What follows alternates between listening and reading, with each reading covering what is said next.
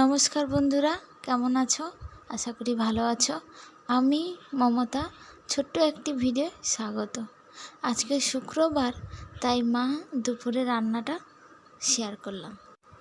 আমার স্নানও হয়ে গেছে, তো চলো মা দুপুরে রান্না কি করেছে। মা দুপুরে রান্না করেছে ঝিঙে চিংড়ি মাছ দিয়ে তরকারি আর মাছের ঝাল, পোনা মাছ বড়ি দিয়ে। আর এটা কি বলো তো, এটা হয়েছে ঝিঙের ঝুপি দিয়ে, আমাদের এখানে বলে রায়তা। তোমাদের ওখানে কি বলে অবশ্যই কমেন্ট করো। ঝিঙের ঝুপি দিয়ে কি তোমরা কখনো এভাবে বেটে চিংড়ি মাছ দিয়ে রায়তা করে খেয়েছো?